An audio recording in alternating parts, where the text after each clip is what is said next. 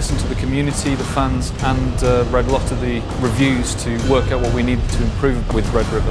One of the key things was improving the AI. We've added loads of subtleties to make the AI much more autonomous. So when you give them an order, they just carry it out with good common sense rather than needing lots of micromanagement. They'll do things like providing bounding fire. So when you're moving forward, they'll sit back and open up on the enemy if they know they're there to give you a chance to get over an open space. And if you throw a grenade amongst some bad guys, they are going to spread and flee. So it's going to be a good time for you to cook off one of those grenades. It's subtle stuff, it's not big headline features, but it's the sort of stuff that will make all the difference when you're playing the game. And then we've added some really cool new details that you just wouldn't have seen before. We spent a lot of time focusing on the convoy-based AI. So our guys will drive in a convoy, they'll react dynamically to one of the vehicles getting hit, they'll pile out, they'll repair it, they'll get back in. We've changed the way the vehicle handles. With our background of racing titles, we've had the expertise in-house to look at the way they move in terms of weight, distribution of suspension and the way they drift, and that gives you a much more authentic handling experience when you drive one of these big military vehicles. We also went to town aesthetically, so you've got better free look inside vehicles, so you get a better sense of your surroundings, and the detail levels inside and outside vehicles has been drastically upped. We've completely overhauled the animation system. We've changed the way the technology works, and we've also captured a whole new set of motion capture data to make sure that our soldiers act realistically in the field. So this time around, when you see a guy next to you, he'll actually turn around and actually shuffle and move his legs around.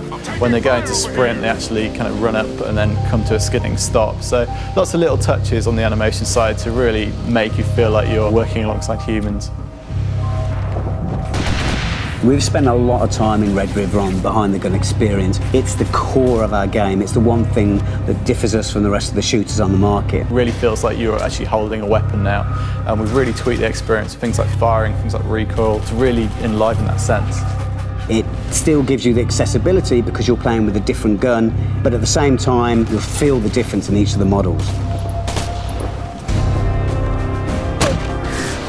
We don't want to exclude new players with realism. We want to knock down these barriers to entry and make the game accessible and pick up and play. But at the same time, we do need to leave that challenge that's in there. It is a tactical first-person shooter. So we've added aim assists to make it easier on the player that may be not used to first-person shooters as much as the hardcore fans. Of course, we have allowed the player to turn them off so that the game is still very much what the hardcore fan base want. We haven't kind of mollycoddled the hardcorers, you know, it's still in there for those guys, but for the people that are new to the franchise, they can come in and understand day one what the controls do and be very comfortable with things that they've seen in other shooters they may have played.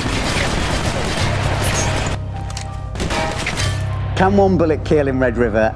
Absolutely. It depends on where the munitions are coming from, what the range is, what body armour you're wearing, what health level have you got. You've got large caliber machine guns, things like 50 cals, which can actually sever a limb, whereas the traditional rifles called bullet wounds, and we still have technology in there to have a bullet impact and then blood seeping out. So it's pretty graphic, our damage system for our characters. So you've got to be careful out there because it is an authentic experience and we're not going to try and dumb this down.